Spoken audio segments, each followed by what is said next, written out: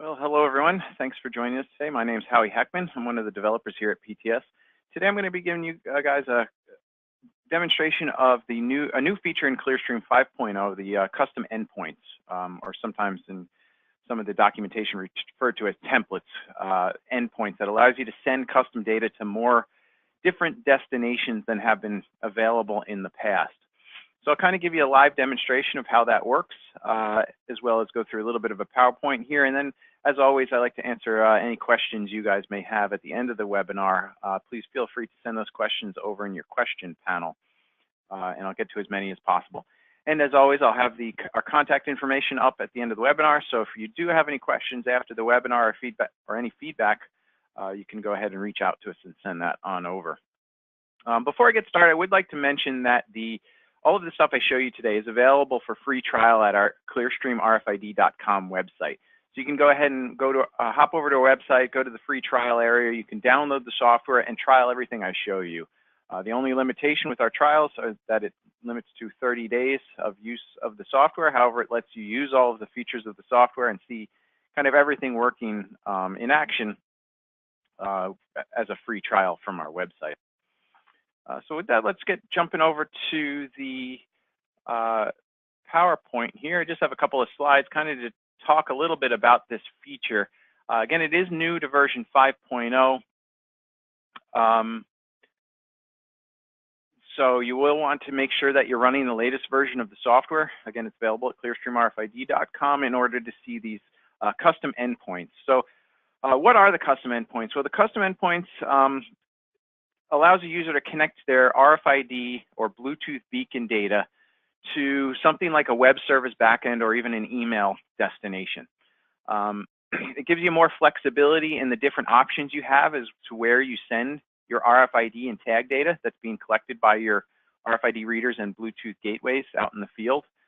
In the past, you had support for different type of Odbc databases or SQL Server, Microsoft Excel, or text files as destinations. And those are nice in that you can go directly into those systems and post your tag data in a very efficient way to, say, a SQL Server database or Oracle or something like that. And you have a lot of flexibility in how the data gets posted to those. But in many cases, you do see, especially newer systems, APIs that are required to get data into those systems. So you can't maybe necessarily go directly into the SQL Server database that underlies your system. But you have to go through a web service API that might be available. So that's what it is. It allows you to hook up these RFID readers and Bluetooth gateways into more types of backend systems. So you can go to an email if you wanted to send out like an email alert based on activity in your system, or you can go to a web service API like a REST API or something like that as a URL post of all of your tag data. And I'll show you a live demonstration of that in just a little bit here. I do see some questions popping up in the question panel. I will try to get to those at the end of the webinar, if that's okay for everyone. At the end, I'll bring up a slide here that just says questions for a question and answer period. So just let you know as you're sending those over. So currently supported types of endpoints are SMTP servers, so you can send an email.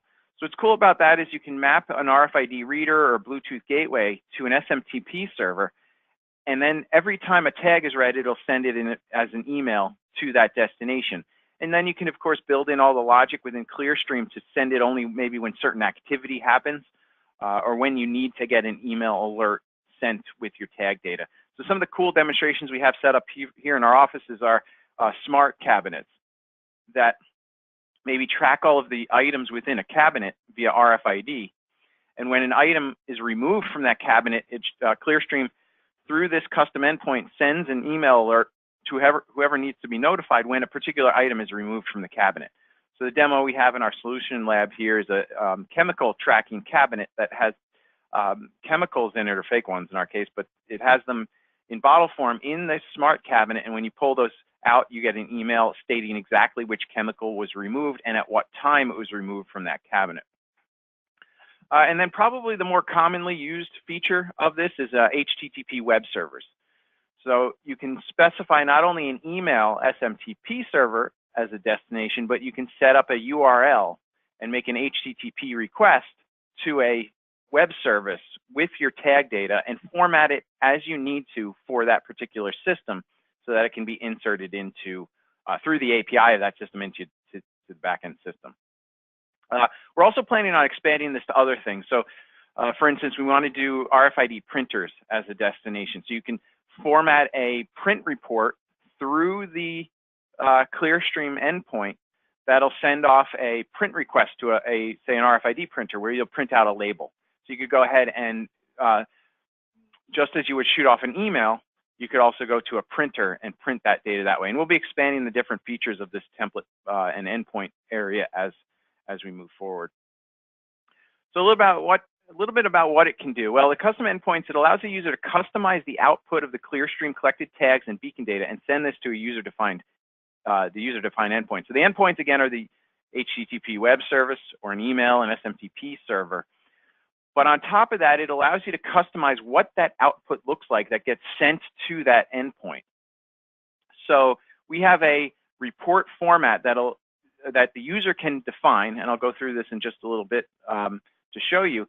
But we have a report format that allows you to generate this output as you need it. So let's say you had a web service that you want to send all of your RFID tag data to.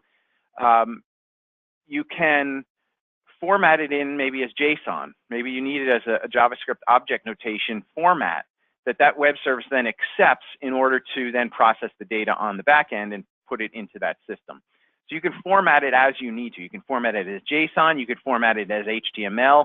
You could format it as just simple text, a text file that'll then get sent to, say, your SMTP server to format as an email. I'll show you that in a minute as well. So again, it formats the data as required for the endpoint. So if you have a specific need of what that data looks like that's being posted to a web service, you can define it in our report format and send it to that endpoint. It sends via email or HTTP, so you could go ahead and make those two types of requests to either system. And it allows the tag data, again, to be formatted as you need it, JSON or whatever type of data you need to provide to that endpoint, you can go ahead and format it.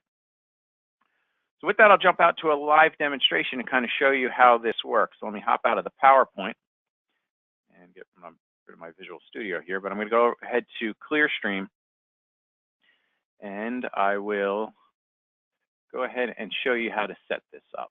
So more questions coming over. I will get to those at the end of the webinar today at the question period. Okay, so here is ClearStream, and this is what you'll be looking at when you first download and install the application. So again, if you go to ClearStreamRFID.com and download a free trial, you will see this screen when you first open the application. And just to briefly go over this, the way ClearStream works is you have a source of your tag or beacon data on the left-hand side and a destination of where you'd like to send the tag or beacon data every time it's scanned by the source. So it flows the data from the source to the destination. So on the destination side, you'll see the new option for template here. This is the selection you'll make to send to an endpoint. In the past, you'll see we had Odbc for database connectivity to like Oracle or MySQL or something like that, a SQL Server connection, Excel, or text files. So in version 5, you'll see the new option for a template here, and that's what you're going to select in order to send this data out. Now, what I thought I'd do to start is set up a simple scan of tag data and send it to an email and show you that process from start to finish as to how you would format what the data is going to look like and then provide it to that SMTP server on the destination side. So I'm going to go ahead and configure that. Now I'm going to add a reader to my environment. I'm just going to quickly add this by IP address. And I won't go into too much detail as to what the, oops, I put the wrong IP address in there. To this configuration here, but this is just a general ClearStream RFID setup where you configure your RFID readers or gateways in this environment here. It's 111. So you just configure your readers as you need it. So here I just connected to my reader. When you see a device ID pop up, you know it's successfully connected. And I'm just going to give this reader a name. I'm going to call it Workstation 1 because it's on my desk here next to me. I'm going to go ahead and name it Workstation 1.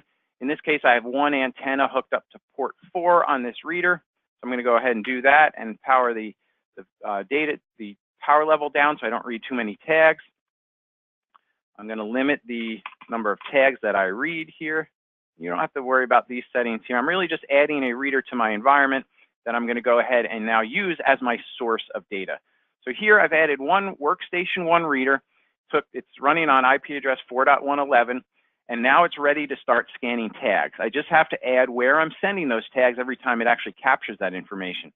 So to do that, I'm going to go ahead over to the destination side. I'm going to select template.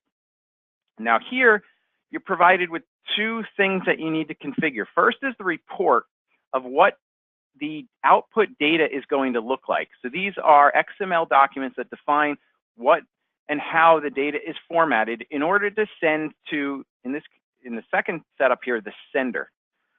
So I'm going to go ahead and set up a sender. To do that, I'm going to click on Endpoints. I'll click Add, and the first one I'm going to do is an SMTP endpoint. I'm going to configure an SMTP server here.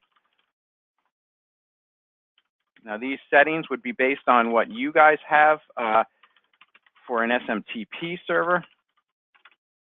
I'm just going to go ahead and set up an email to myself.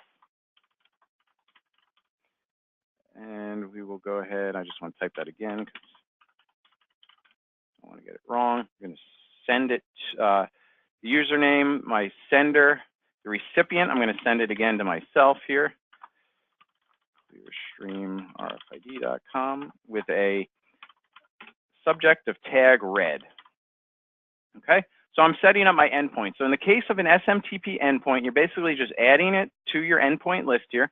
You're configuring the host and the port that you're sending this data to, and then just some of your other email address login credentials, the sender of who it's coming from, as well as the recipient that of who's going to receive this tag as it's being scanned and sent to the destination.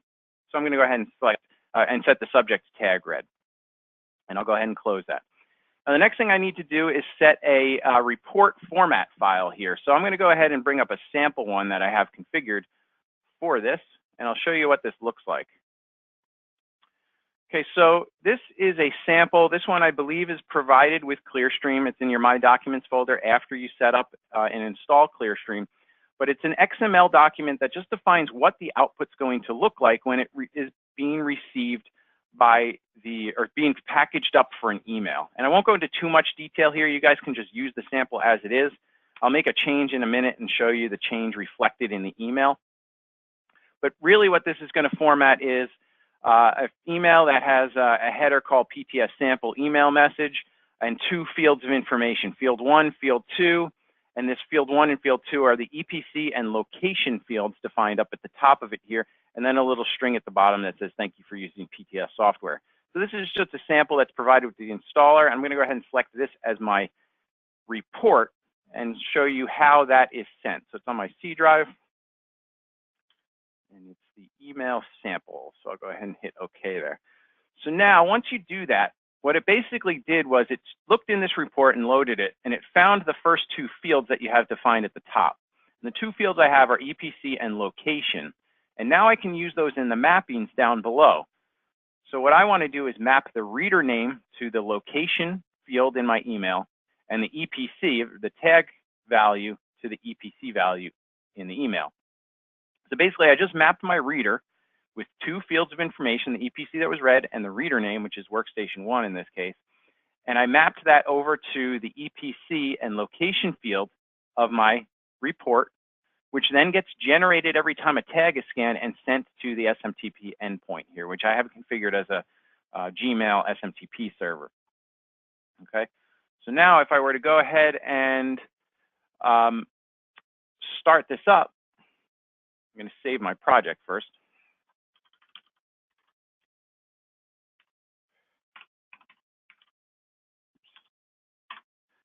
Save my project. Again, I have my workstation hooked up to the destination here. I'm going to power up my reader.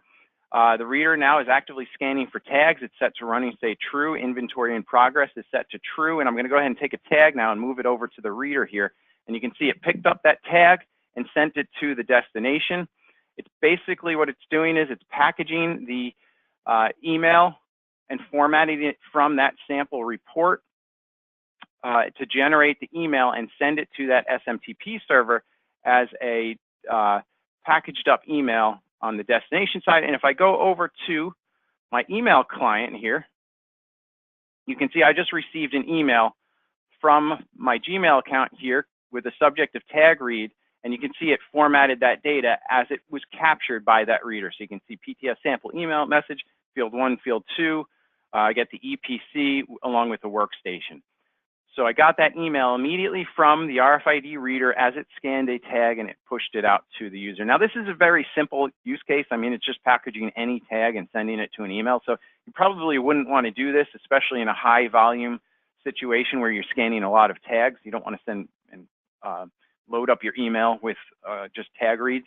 But you can configure ClearStream then to filter out tag data based on certain activities. So like I mentioned before, we have the sample set up here where you're capturing tag data from the RFID cabinet.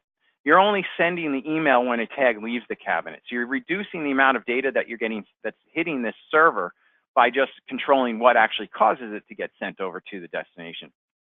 Now, just to show you a minor change here, I'm going to go ahead and stop my reader. And I'm going to open up this report format file again. And let's say I wanted to make some other changes here to be maybe more in line with the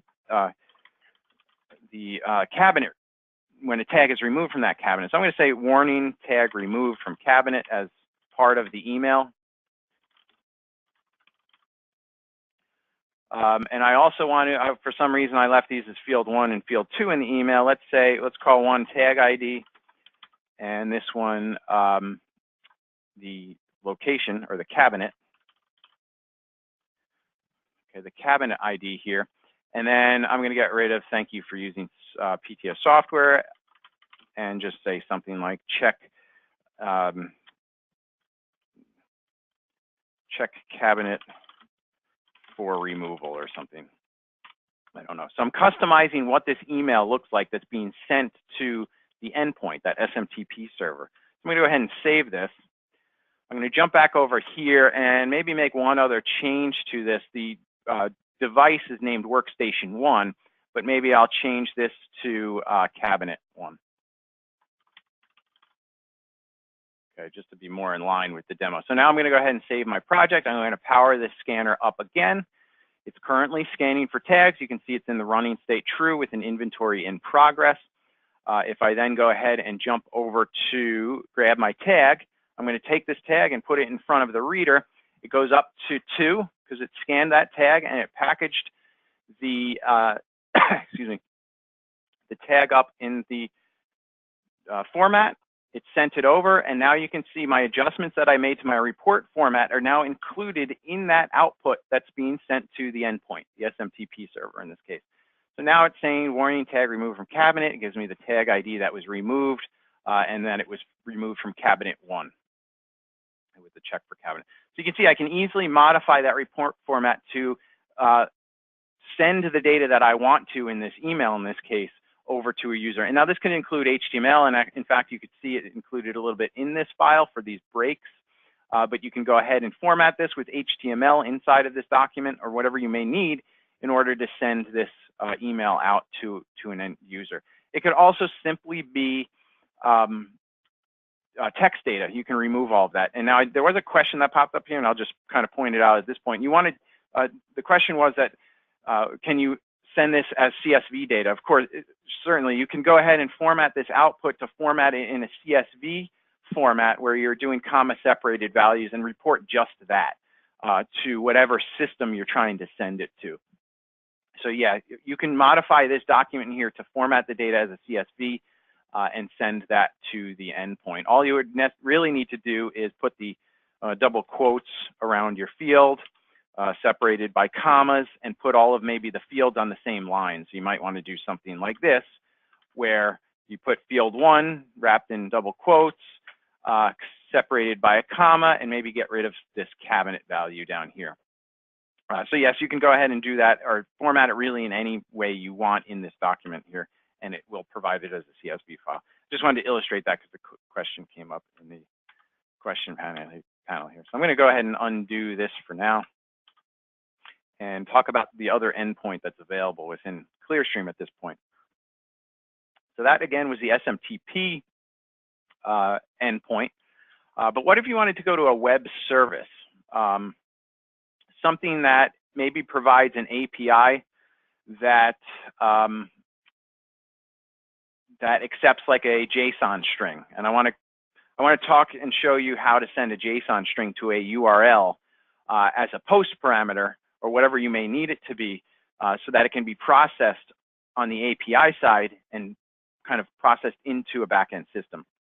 So some of the samples we've seen this currently done almost immediately when we release this with ServiceNow, which offers an API as a REST API to accept outside data into ServiceNow. And this templated endpoint will allow you to actually integrate with that system and not have to go to its underlying database directly, which isn't actually possible in that case. So it's used commonly for that situation where you can't necessarily go directly to the underlying database. You need to go through, say, a REST API that's available on some URL to package your tag data or beacon data and send it into that system. So I'm going to go ahead and configure something like that as a second demo for this. Now, I don't have a web service set up at the time being, but I'm going to show you what the output looks like and how it posts it to that URL. So I have a second sample here.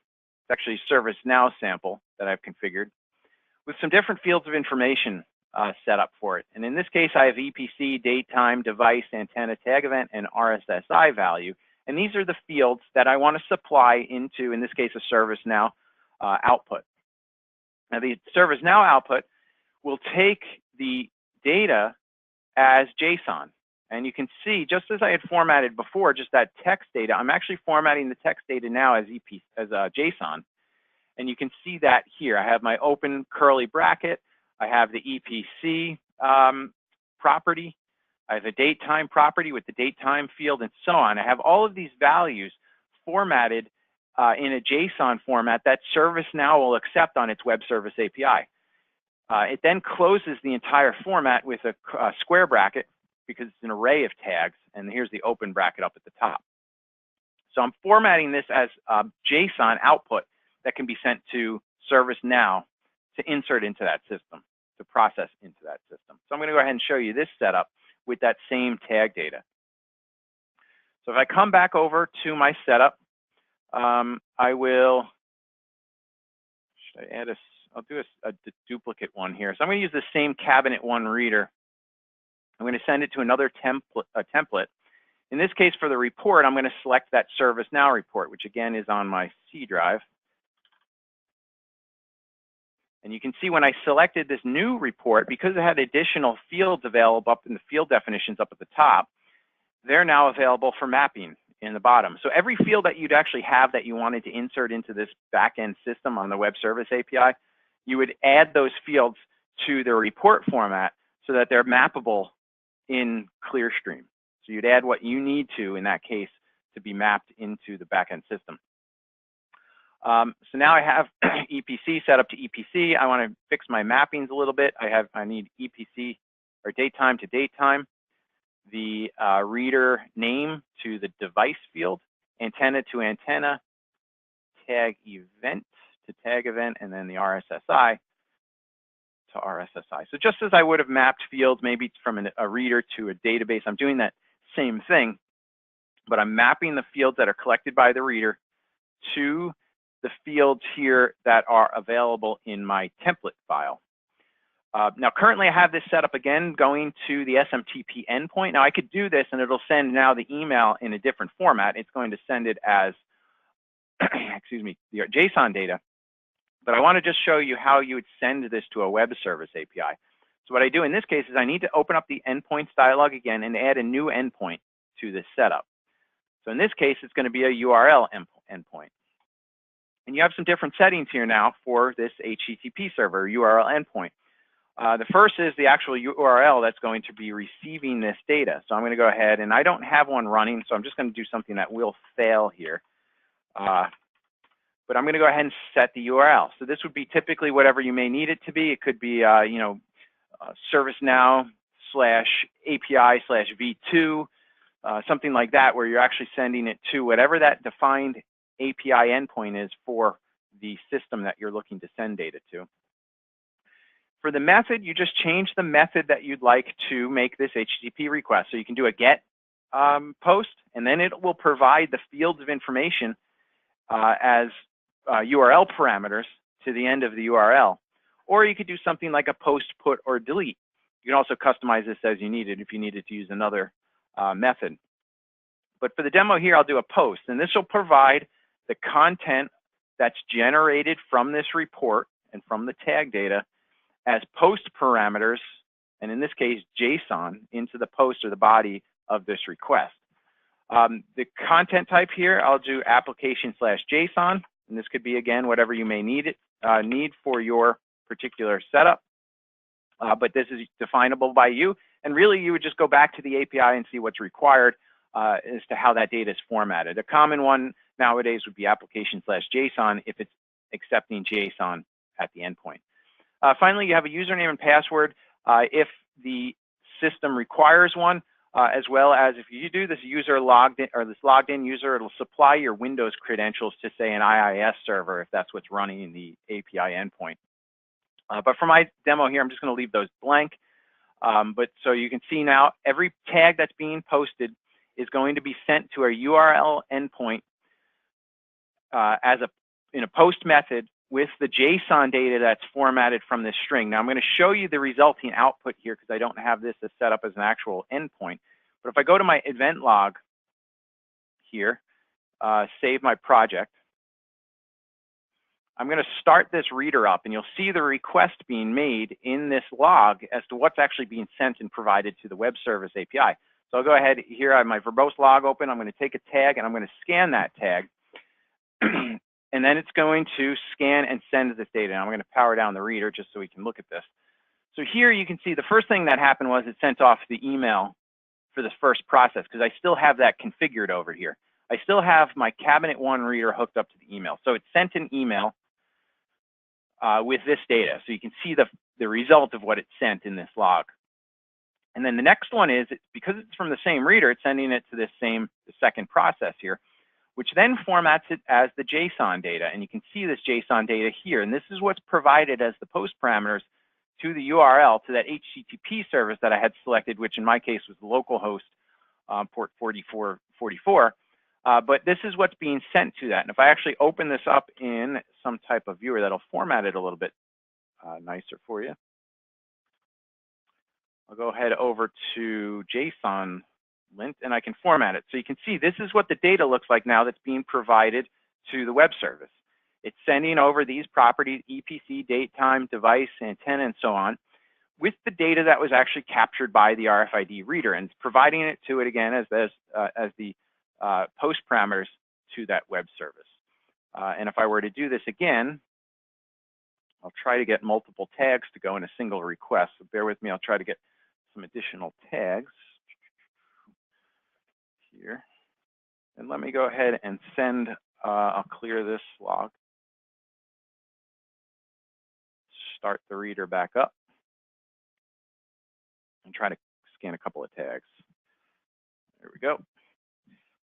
Okay, so I scanned a couple of tags there. Let me stop the reader again. And if any of these went in the same, so here you can see actually this sent a number of different values into the email. I'll show you the email in a second. But you can see here it provided multiple tags to the destination as an array of tags. So if I go ahead and do this, validate this JSON, you can see now here's the first tag, followed by the comma for the second tag, and so on. It's packaged up each one of these in an array of tags that's being posted to the URL for processing. So again, this is going to be defined on what you are required to do on the back end, but it's all customizable through the report to kind of generate that data as you need it on the service side. So if it can accept an array of tags like this, you would just format this JSON output as here, and now the backend HTTP service is going to process this data and do whatever it needs to within its own API to post that to the database. So if I go over to my email too, I should have got a couple of email. So here you can see for all of those tags that I read, here's the one with the multiple tags. You can see it formatted the email being sent over to my email client with the indication that a tag was removed from the cabinet. So that's just something you can do with ClearStream, is you can send the same tag information to multiple destinations. So like you see in this setup here, I have my tag data being sent to both an email destination as well as a URL endpoint. But I could also send it to Excel, text file, or a database at the same time. So you can package that tag data up and send it to multiple destinations all at once. Okay, so I think that's everything that I wanted to kind of cover today for the webinar. I'm going to jump back over to the PowerPoint now, and I hope you guys have some questions on this feature. Let me just bring this back up and swap the displays. And let me jump over to the question panel here. Bear with me while I bring this up.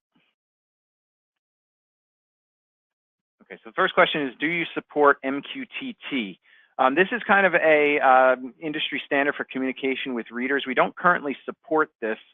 It is something that we're looking to support on the Bluetooth gateway side. It's pretty common for a lot of the gateways to transfer their communication via this protocol, MQTT, which is a lightweight kind of communication protocol for the Bluetooth gateway. So we are looking to add that as on the Bluetooth gateway side. For RFID readers, we generally like to go through the manufacturer's API that's available. So if there's a Zebra API for Zebra readers or whatever the other readers that we support, we like to generally support them through their API. We do support LLRP on the fixed RFID reader side. So if you have a type of reader that's not listed in supported in ClearStream, just take a look at the specs of the reader. If it supports LLRP, then we should be able to use that fixed RFID reader as a source of tag data within a ClearStream setup. So keep an eye out for MQTT, at least on the Bluetooth gateway side. The next question here, which I did answer, I think already, hopefully it did answer for you, is do you support data as CSV? CSV, you can go ahead and send through these custom templates, but I would like to also make note that you can, in that case, set up a destination as a text file. So this would be another option for you. You can set it up as a text file, and then using the advanced button here, if I had a text file selected, you can format it differently. So it could be a tab delimited text file, a comma separated text file, like a CSV, something like that. So you can format it. You can go directly to the text file and just write it to disk, or you could use the template to send it as a CSV to an email or something like that. Okay, I have a question here. Do you support the ThingMagic USB Pro model USB 6EP? I know we support a number of different ThingMagic readers, and we typically support those through their communication with LLRP. So I don't believe we support ThingMagic natively through their, I think it's the Mercury 6 API, or that might be one of their readers. So we do support ThingMagic readers. Over USB, we wouldn't support it. We do support their readers, but via the Ethernet interface. I would just like to mention that we do customizations to the software, especially for hardware that you'd like to add on to ClearStream. So if there is a particular model that you wanted supported within ClearStream that's not currently available, please reach out to us, and I'll have a contact information up here in just a second. Please reach out to us because we could add that as support to ClearStream. We've done that in the past with a number of different types of readers and different manufacturers. So please send that over and let me know. Let us know if you want to go that route to add support for that model. Okay, good question here. Is it possible to use HTTP web service as a source for possible system logic uses, i.e. driving lights or the like? So this is a very good question. So you can't currently set the HTTP web services as a source within the configuration of ClearStream, but we do offer a web services API for ClearStream, and we had a webinar on this a couple of weeks ago. But there's a web services API that actually allows you to communicate or control and interface with the readers within ClearStream. And it's done over a web services URL as a REST API. So if you take a look at ClearStream, I believe it's like the last chapter in the user guide, and we also have that webinar that I think we just posted probably within the last couple of weeks. It discusses how you can control the readers through this web services API. And one thing you can do through that API is turn on and off the GPO. So you could power up a light on the reader. And that in that sense, it's sort of a source to working with ClearStream and the readers to do that logic of turning those readers on and off. But yeah, if you take a look at the user guide for ClearStream, you'll see that. Also on the preferences dialog here, there's a checkbox for accept command messages. When this is on, that's how you would go ahead and communicate with ClearStream through our REST API. So the REST API allows you to send commands to the reader to turn things on and off. And I can really quickly show you that.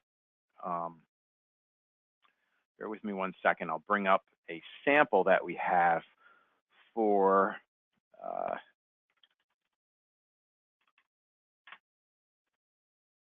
that. So let me go ahead. It looks like I have 6.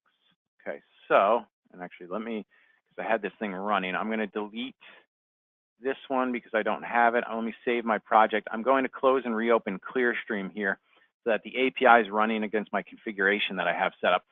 But now what I have here is this actually uses our API to communicate with ClearStream. And this is just a web page that makes a couple of AJAX requests via JavaScript to ClearStream. And you can see here I have an HTTP location, which is 4.20, which is my PC. This could be localhost. Port 4406, which is, if you go to Tools and Preferences, it's the port here. And if I go ahead to this and hit refresh, you'll see it loaded up the reader that I have configured here for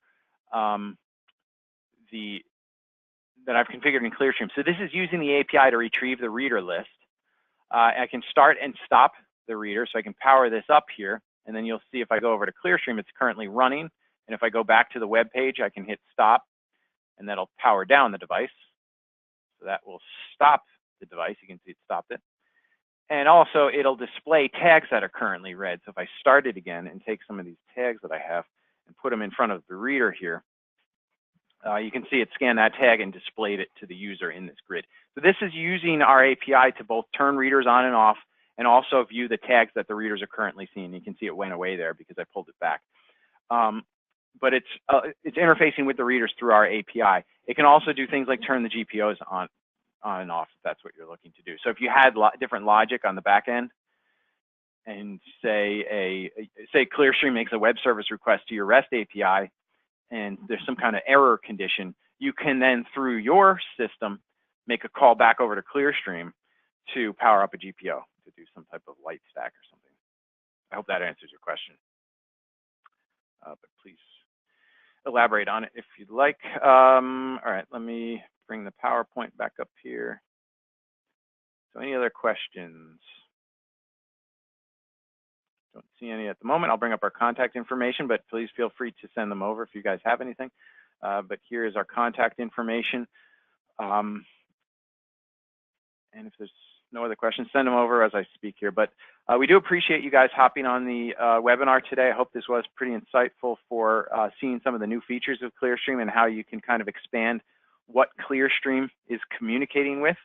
So no longer do you have to go to raw database files, text files, or Excel spreadsheets. You can now go through a web service API or to email destination. So here's our contact information. I always recommend or encourage people to download the software because, again, it's available as free trial from our website. You can download and install it and use all of the features that I showed you here today for your own testing. And you can kind of see how all the features work. And if you do that and you have any questions, please feel free to reach out to us. We would be happy to get that. And it looks like another question just popped up here. So I'd like to go ahead and jump back over that. But there's a question here. Could you please show me how to send via Odbc? Sure. So I will let me hop out of the PowerPoint. So ODBC is simply a different destination type. So if I wanted to send the same reader's information to an ODBC data source, I would go ahead and select the type here as ODBC. When you do that, the ODBC data source list will be populated in ClearStream. Now, these data sources are configured in your Windows control panel, and they'll all be accessible here. You will see this ClearStream RFID sample database provided with the installer. This one's provided with the installer, so you can use this as a sample. But if you select a data source, what it does is it then loads the table dropdown with all of the tables, views, and stored procedures in that database. This is an access database here, and it comes with a table called RFID tag list, which has one field for each field on the reader side. But now you can see I have a third setup here. Let's call these to email, to web service, and to ODBC. So what you can see here is this same reader is now hooked up to 3 different destinations. It's sending an email, it's sending a request to a web service, and it's also now sending tag data to an ODBC database, which is this RFID tag list table inside of this ClearStream RFID sample database. When you do that, you can see on the data viewer, you can see the table that it's mapped to. So you'll actually see the tag data pop up here. And I do have this running, so I will show you that really quickly. If I put some tags over here and in front of this reader, I don't know if I saved my project.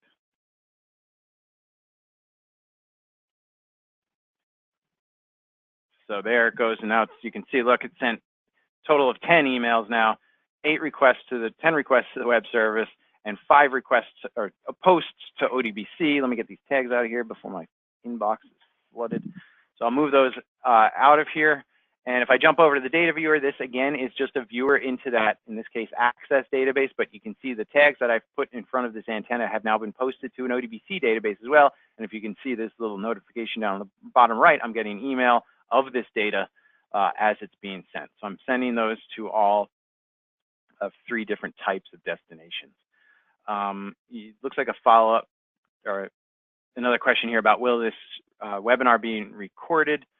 Is it being recorded? Yep, we're recording this webinar, so we will have it available on our YouTube page shortly after the webinar, or maybe within a day or 2. So please just keep an eye out on that. It's always good to follow along if you want to actually do the same setup. It's always good to take a look. Okay, and keep sending the questions over as I jump back over to the PowerPoint, but I hope that answered your ODBC questions quickly. So let me bring our contact information up. And again, send questions as I speak here. But thanks again for joining us. If you do have any questions, here's our contact info. If you do have any feedback as well, these are the past 2 webinars we've done, at least as far as ClearStream is concerned.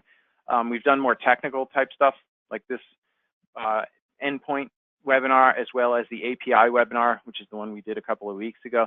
So we would like to hear your feedback on those. So if you do reach out to us, please include that. Was the content okay for you guys? Would you like it more in depth? Would you like better samples? Things like that. We'd love to hear that from you so that we can kind of drive these webinars to focus on what you guys are looking to do with the software.